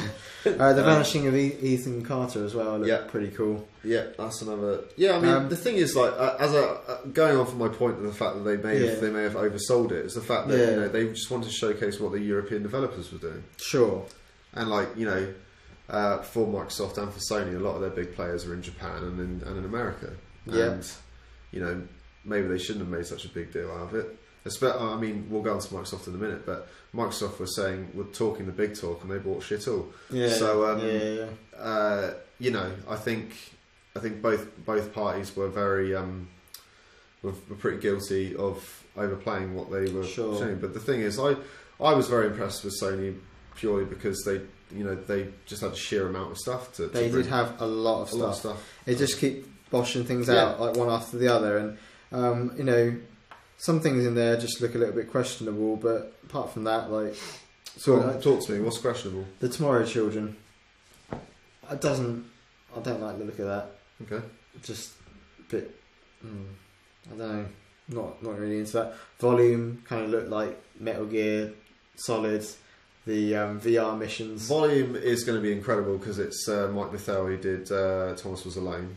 Right, yeah. I don't know, it just didn't strike a chord with me, but... I don't know. It's cool to see Papers, Please in there. I think that might be only for Vita. Yeah, it's only for Vita. Yeah, that's cool. There was an announcement for DayZ, even though that's still is it in alpha Steam, still? Isn't it? It's like on Steam. Still an alpha. Still an alpha. So a bit weird that I'm now announcing something that's not even like fully developed, yet. But it's fine. Well, isn't that the point of an announcement? I guess so. I guess the fact. Yeah, well, you know what I mean though. Like, I would have thought that they would have bothered developing it completely for PC first. Well, they're almost done. When Dean Hall leaves this year, he's starting his own studio. Yeah, once he's left, that they're pretty much done. Right. Yeah. So they'll move on. Can I take this moment to say Metal Gear Solid 5? For what? What about it? For the thing that got shown. Just say Metal Gear Solid 5. Like for what got displayed, this grand presentation, and it was like, oh look, we can do with a cardboard box. Yeah. I don't care. Like how stupid do you think we were? Literally, oh great, this time round you can put things on the cardboard box, like a lady in a bikini or a guy who looks like a soldier, and then the other soldiers walk up to it, a cardboard box, and are like, and salute it and things like this, and are like confused by it, and then he jumps out of it and beats the person up. I'm sorry, but it's just it's not taking this seriously. Like it just feels like a waste. What am I looking at here? This is not a. What are your thoughts on that? Well, considering how excited I am and how millions of people probably are about the reimagining and of Resident Evil, like watching what they're doing, trying to make something of Metal Gear, it's just embarrassing. I think it's just nothing. It was a dying breed. It's going downhill. It was an homage, basically, to the old school days of Metal Gear 1 with the cardboard boxes. With all the Metal Gears, they've got cardboard boxes. I get that. Yeah. But it's always been a throwaway piece for me. And yet they made such a big deal. No, I mean, they're clutching to the old school when it's not working. Kojima was just there, and they invited him, and just to show his allegiance and show what they were up for. Because he was also there to show off that huge Twitch stream in Cologne as well, which showed a lot more of the game than was at the official Sony thing. I'm indifferent. I'm still up for 5. Don't get me wrong. I'm still going to play that game. I can't not play that game. I'm not. But I just wish I could just want to see something serious. I didn't see that. You didn't see the Switch stream? I don't think I did. Quite loads to see there. So and there's even more coming, which is I don't know when there's more coming, but he's got some more stuff coming. As well. Okay. So hopefully a release date soon. We'll see. Hope so. Okay, that's cool. Well, apart from that, I actually thought Drive Club looked pretty good. Drive Club is alright. Also, what's that one? That car game. It's literally called something Car. Oh, Project Cars. Project Car. That looks really good. So I thought that was pretty cool. Alien Nation looks good as well. Yep. I thought that looked awesome. Again, made by the same people as Dead Nation. Mm-hmm. Is it Resogun? Resogun. Yeah. Pretty cool. Pretty good stuff. Awesome. So, I mean, that's probably it. Wild had me intrigued as well. Wild, yeah. I didn't particularly like the look of that. I don't really know what you could not like the look of. It wasn't really much to show, really. It was just it was just basically. I didn't like the art style. I just didn't like the look of the thing that excites me is just Mikel Ancel, who did all the Raymans and stuff. So he's a good lad. He'll do something good with that, I reckon. So fair enough. It's intriguing, that's for sure. Cool. Okay, well, moving on to Microsoft. Yes. Anything that particularly stood out from Microsoft? Quantum Break. Yeah, I really love the look of that game. Yeah, it was good to see it finally after. Kev's face says it all, really. I was going to say something else, but yeah, Quantum Break came in first. But yeah, Quantum Break. It's good. I don't think the gameplay footage really impressed me. It wasn't revolutionary. It did towards the end. It kind of like. It was almost like they purposely started off like really basic. You were like, seen that, and then when it got to the end, you were like, oh, that's cool. Yeah, that's fucking cool. I think when they started doing like the slow motion fights and the cars and stuff, I was like, yeah, that's pretty good. but the gameplay mechanics were very. You would have expected to see them on the 360. I'd say I inspired, but Quantum Break is going to be one of those games that I just play for the awesome story, and you know it's going to be a wicked story. So where you hope that there's going to be a wicked story, but oh man, I hope so. I hope so. Yeah, but the hand motions were for the Halo channel.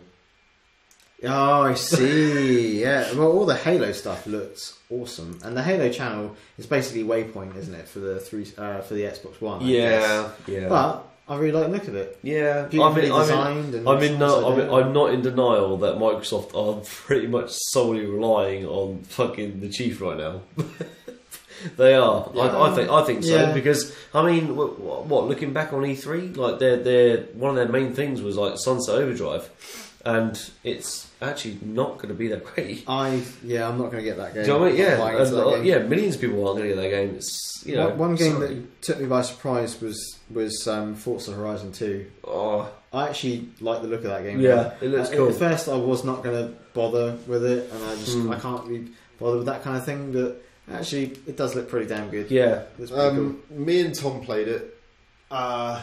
We came away with contrasting things because. Right. Tom's a hardcore racing nut, so if you're he loves that kind of arcade. So isn't he? But it's more Forza-y than it is Need for Speed. So if you're in the mood for that, then you'll like it. If you're not, like me, I don't like Sims anymore really. If you want to pick up and just race, more like Need for Speed, then it's a little bit more involved. Or Grid's a good game for that. But I'm basically like simulator only. Racer, oh really? Kind of like, so you probably love it then. Yeah, sounds good. Sounds cool. Fair enough. It's nice to see. Well, sort of nice to see something of Evolve. I didn't like the guys narrating or whatever. Doing it like I was really voiceover the whole time. But. Yeah, I was actually a bit unimpressed by Evolve. I'm not gonna lie. I hate to say it, but I feel the same as you. I just thought it looked like. I like that there's the monster's called the Kraken though, and I want to release the Kraken. Cool. That's what I want to. Yeah, the Kraken was cool. That's something I want to say. Yeah, it's like the Kraken was cool. I like the idea of team-based gameplay when someone becomes that strong and they've got to take them out. But it literally just looked like it looks like I'll sound really bad right now, but it looks like a really flawed game. Like in terms of.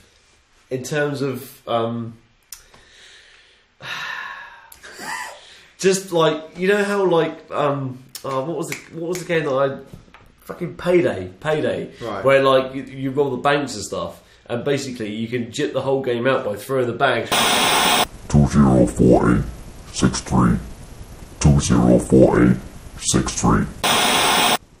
Sorry about that again, second week running, but it's all good. This time round we've actually managed to recover every last little bit. So we've got the good audio, we've got all the video, we've got all of Ollie.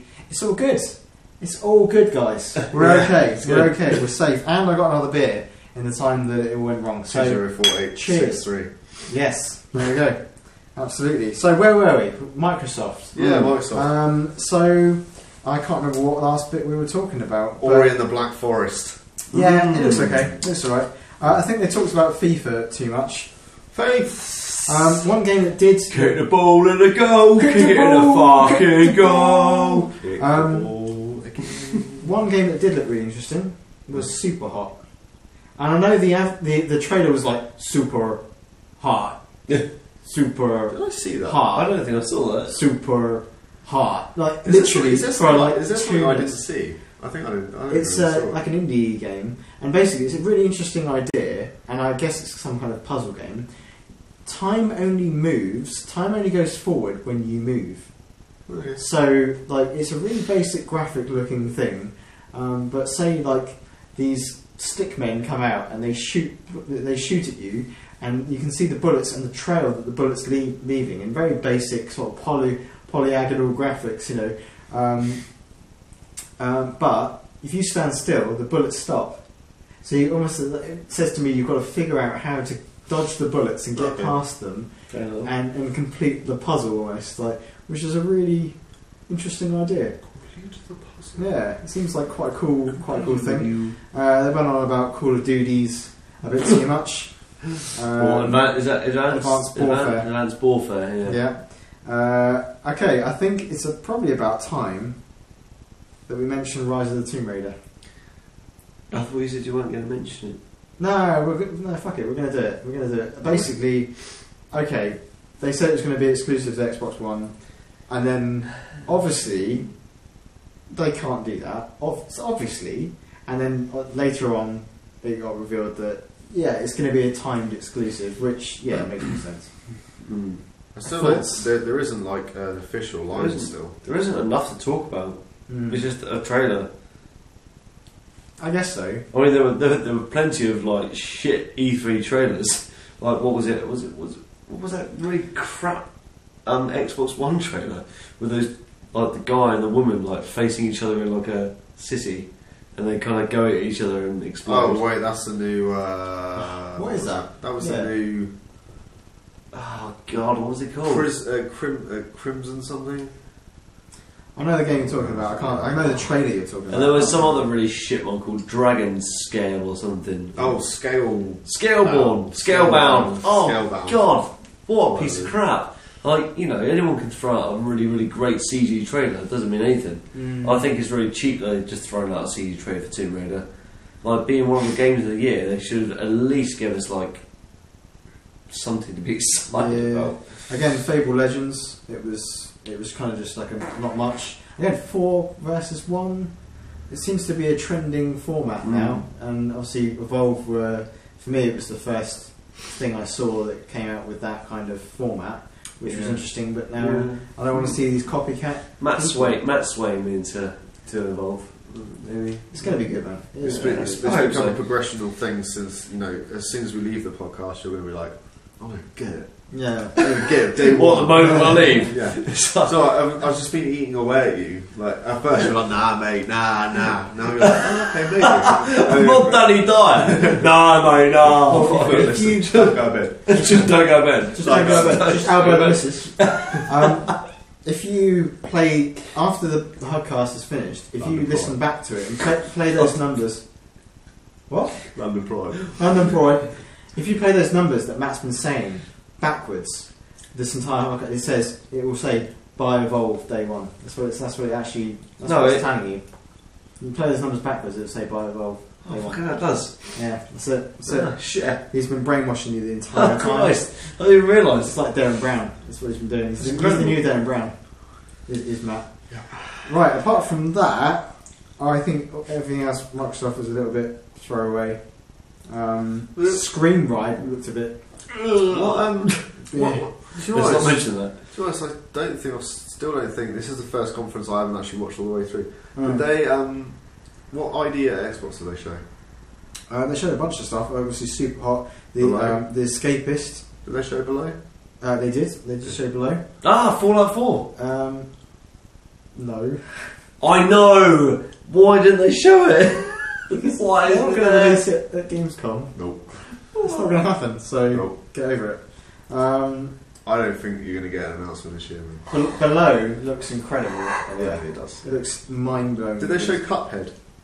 Yeah, they showed the same sort of cut up trailer of ID at Xbox as the E3 one. Oh, okay. So it did get in there, but it was only seconds worth. Jab. Yeah, which looks. I love the look of that game. It looks incredible. Really so there we go. It's probably Microsoft done really. Oh, apart from Smite is coming to Xbox One. If you are into that PC game, it's is it a MOBA? Smite. You know, where you play as the gods. And you basically have a target. You know, 2 teams of gods, and they fight each other. But you've got to get to the other base and destroy it. I've never heard of that before. You've never heard of Smite? I've never heard of it. Wowzers! I'm surprised. Like being a PC dude, you're not played a bit of Smite. I don't really play MOBAs. Yeah, well, it's one of the biggest of them, basically. But yeah, that's coming to Xbox One. Okay. Fair it is. Clearly, people don't care. It's all good. It's all good. Right, moving on to EA. I think, which wasn't a huge amount of stuff, but there was one thing that really stood out for me, which I'm getting day one because of this, I just love the look of it, which is Dragon Age Inquisition. I didn't really care much for that game. Is it BioWare? BioWare, yeah. BioWare, isn't it? I saw it at E3 and it didn't really do much for me. But watching this now, like seeing a longer gameplay demo of it, it looks incredible. Yeah, it's awesome. I think they've taken enough time now to go away from, you know, I like to think they've taken enough away from Knights of the Old Republic. You know, and obviously that hasn't happened for a long time. And they've taken everything they learned from Knights of the Old Republic and realised what made it great and sell millions, and actually put it towards the new Dragon Age, because, you know, they've probably seen the success of like things like Skyrim and series like Game of Thrones, and you know, they could make something amazing with this. Yeah, I think so anyway. I think it's going to be like an expansive. It's going to be a pretty big game. I mean, it's kind of like technically like level based. Like they're massive levels. Like one of the levels they've already said they're making a big deal out of it. That one level is bigger than the whole of Dragon Age Origins. I think it is. Which is that's just one level. You know. Does it have 15 quintillion planets though? I think probably, yeah. Yeah. See, I'm not sure about that because I need like a nice like storyline. Oh, that's a shame. Yeah. But no, it seems like a really good story, and it seems like the gameplay's really cool. It's got like a strategy element to it, so you go out of like sort of almost like a overhead view, like a strategy game, and you can coordinate your team members. It looks like a good fun adventure, you know, game. It's probably not going to be like Skyrim expansive, but it's going to be a good little story, I reckon. I mean, obviously, you're going to get Shadows of Mordor instead. Shadow of Mordor. Oh man, I'm really interested in that. As well. I think that looks really, really cool. I think I'll probably be picking that up at some point. I really hope that's like I'm not saying this because I'm absolutely smitten with Dark Souls at the moment, but I hope it's like Dark Souls in terms of its difficulty, because there's nothing more rewarding about like a game being ridiculously fucking adult and difficult, and like I think that's the way Shadows of Mordor should go. Yeah, it depends. I'm sure it'll have different difficulty levels, but it's more of an open world kind of thing with like different. I don't think it's going to be doing too much new, but the fact that it's an open world Lord of the Rings game has been sold already. But it's a really adult Lord of the Rings, though, isn't it? It's like a really it's pretty graphic. Yeah, but I mean that doesn't really equate to how hard it's going to be. I don't think it's just going to be. I think it's just going to be a standard open world affair, really. I think you can probably. I think, as you say, you'll be able to do it on crushing modes if you want to. Sure. Insane. But it's not engineered like From Software do, where everything is just like, I want to kill myself now. It's more like Demon Souls, and it's more like, you know, probably more along the lines of a Skyrim jaunt. I think so. That'd be fun. I'd probably say the same for Dragon Age as well. Yeah, that sounds fun as well. They look quite similar. They're quite closely linked, I think. But I'd be quite happy for two similar games like that to come out at the same time. I think they're going to be solid. You know, BioWare's they make solid games, so you can't go wrong with BioWare unless they do multiplayer. Yeah, I've not actually tried Mass Effect, but multiplayer. I liked it. Yeah, was it a co-op sort of experience? No. Multiplayer. Oh, was it multiplayer as well? Didn't they try doing a multiplayer, didn't they? Huh? Didn't BioWare try doing like a multiplayer game of like Star Wars? Well, there was the MMO of Knights of the Republic. Well, the old that's what I'm thinking of. Well, that's now that actually came up in EA's announcement that obviously it's free to play on PC. Of course, it fucking better be. It was awful. Well, it's got the amount they look pretty good. What, the MMO? Yeah, it looked pretty good. It was crap. It had like a space dogfight area and stuff, which is quite cool. And they've expanded it a bit more. They've added a few more things in there, which is kind of cool. But Titanfall, the last DLC packs was announced, which is the IMC Rising. So that's the third and final map pack, and that's all the season pass is going to give you. Yeah, you know, fair enough. I love Titanfall. I can pick it up and I can play it. You know, like I'll never ever get bored of it. But it never it doesn't offer that kind of it offers the same replayability factor as things like Call of Duty multiplayer does for me. Right. Whereas like I'm not trying to bang on about Halo. Probably actually what was it? What's the other first-person shooter one? The massive fucking one? Battlefield. Like, even that was better than Call of Duty. Call of Duty and Titanfall, for me, are starting to blend together a little bit. It's the ex-people from... Who is it? From... It's not Infinity Ward, is it? Or is it? Yeah, it was the old it was Infinity Ward, yeah. So you've got to expect a little bit of that. Yeah, I know you can... Yeah. But, all I would say is, I don't know if it's, like, because people are dropping off, or if it's this latest update, but for me, when I go to connect to a game now, it takes about 5 minutes or so before it finds me a game. Yeah, and once you get that game, you've got to wait 80 seconds before you can actually play the game. Yeah, unfortunately, like, it seems people are dropping off. It sucks. It's weird. It's still a great game. It's a great game. It's a great game. The physics are great. Like, the controls are fantastic. Like, it's the controls are flawless, but it's once you play it a couple of hundred times, it's very predictable. I'm going to bring out an old argument that was pre-Titanfall release. Okay. And that was, is there not... I don't feel there's enough variety, and that's maybe why people are dropping off. Like, I argued that, 6 versus 6 was maybe not enough for some people, and it may not be. Yeah. Like the fact that... Mind you, Halo, how much is Halo? Halo... That's 4v4, isn't it? Halo is the standard. Halo is the pinnacle of, like, multiplayer gaming. Not because I'm a fucking Halo fanboy, because... Are you sure? No, something different happens every single time. It's like Call of Duty, just for me, it feels like you're running around on foot, shooting people that are just paper mache. Whereas, like, Halo, you get, like, vehicles. I know Battlefield has vehicles, but never to the point where, like, Halo, like, has all the physics. It's just...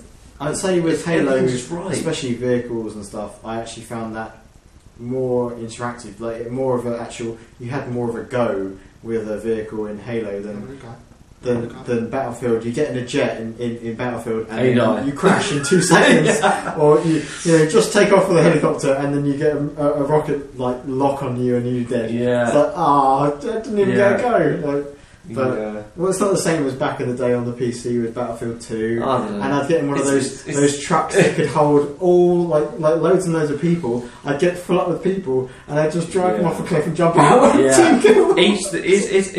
each to their own.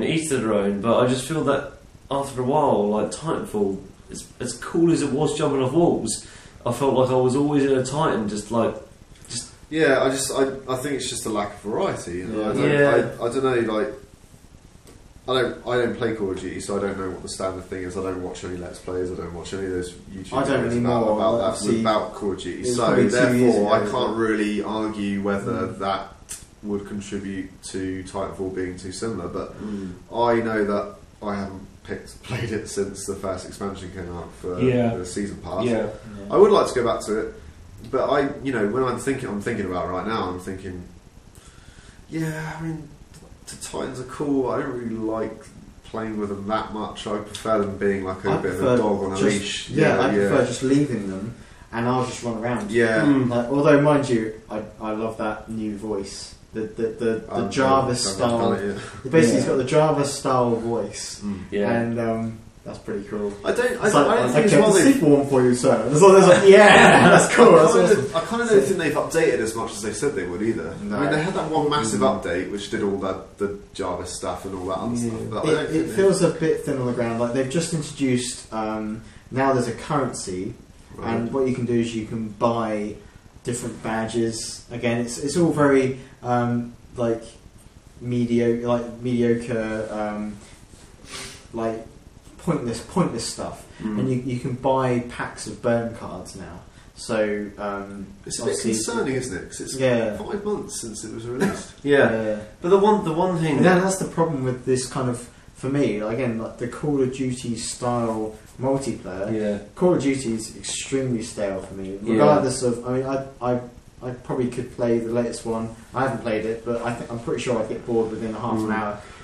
At least Titanfall's kept my attention till now, which is longer than any of those other ones have. You know? Yeah. Like I've never, usually by about level 24 or so, I'm bored of Call of Duty. Yeah. And I'm on 35 on Titanfall, which I've only put like 8 hours into it, which is nothing.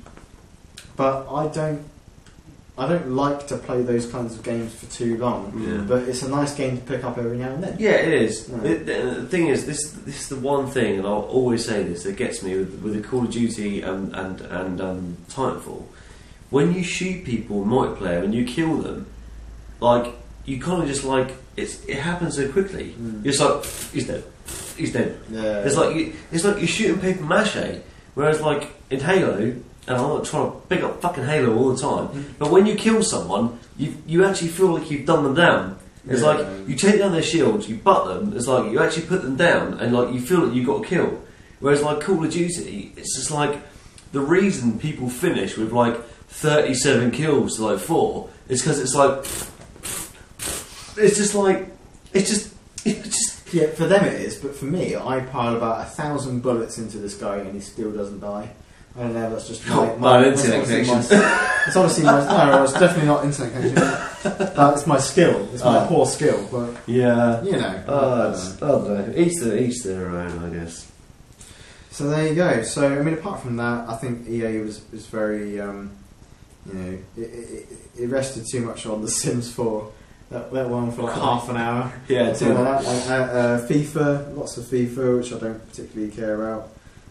Shadow Realms sounds like an interesting idea. Yeah, I signed up for the alpha. I'll see if I get on it. Yeah, and obviously then they finished with Battlefield Hardline, which, you know, it's nice to see a bit more of a single player experience, and interesting to see that they're trying to give you different ways, different approaches to the game. I like that it's a slightly bigger area, but as I've been saying for a long time, what I always envisaged the Battlefield series being was a huge level, like a battlefield, a big map, battlefield, and you have to go. You know, you've got an objective, but it's open ended to what you want to do, and whether you can maybe command troops. And you know, or you can be on the front line or whatever. Like you know, you have a choice of how you go about that, but it's still not delivering that kind of thing for me. So Crysis 3 did that thing that you're after better than any Battlefield game ever did. But Crysis 3 is still a linear experience, though, isn't it? It is, and it still did it better than any Battlefield game ever did. You're just saying from a point of view of telling a story and playing through the first player. No, what I'm saying is changing that single player experience. No, I want about the single player experience. I think that Crysis 3 did a hell of a lot better job at creating a single player experience of getting from like one point to another without feeling like you were just going through like troops. A corridor. Like, I mean, do you agree? You played Crysis 3? Yeah. I mean, like, Crysis 3 was incredible. Like, you know, you were actually put into like a massive environment, and you had to work your way towards a checkpoint. And it could be, you know, you could go 100 different ways. I think that Battlefield needs to take massive, you know, note of things like Crysis 3 to improve what they're doing at the moment, because at the moment it just feels like they show you what feels like a grandiose environment, but realistically you're just going through one lane. One lane of track. Fair enough. Right, well, got anything else to add? I'm going to need to leave soon. Yeah, so, okay. No, that's we'll wrap up in 5 minutes. There we go. Yeah, no worries. Well, let's call it there, I think that's cool. I think that's been a good discussion today. Good discussion. It's good to have a good discussion. discussion. Are you going to be controversial and say, who won Gamescom? No, not really, no. Yeah. I like the highlights from each, but I think let's just leave it there, because I don't think anyone particularly wowed me. Ubisoft won, I think. Where were they? Why didn't they get a speech? I don't really want to. But yeah, it's just like, it's a shame, because EA was stepping up. Why can't No need. I thought Nintendo did alright. Yeah, Nintendo with all their Super Mario Brothers and Super Smash Brothers. Super Mario Brothers. Kart 8 and all that. Super Mario's the old Yoshi game. The old Yoshi Woolly World. That's a fucking stupid name. Change it. What, Yoshi Woolly World? It's called Woolly World. Now. Right, fucking change it. Don't call it Woolly World. Maybe this is a HUDcast, another HUDcast. We'll just discuss that name. Still haven't done Woolly World? Still haven't done the Nintendo one. An hour and a half Okay, based on we Woolly need to World. get Tom involved with that. Next time he's down south, we'll get him involved. Awesome. Right, well, as usual, you can check us out on Facebook, Twitter, YouTube, Pinterest, Google+. Obviously, subscribe to us on iTunes. Now with the awesome new site, you can check out our podcasts, our HUDcasts, on the site as well. So check them out there. But please, subscribe to us on iTunes and give us a little rating if you can. Again, likes on YouTube and subscribes on YouTube would be awesome. So there we go. So it's been goodbye from me, Rich. I suppose I'll see you later. That's from Kev and from Matt. 20 For fuck's sake. 4863. Remember those numbers, people. I can't stop him playing PT. I'm going. Enough about PT. Enough. Honestly, trust me, in Silent Hills there will be a reference to 204863. Fade out before he talks about it anymore. 204863. Don't listen to the numbers. They're evil.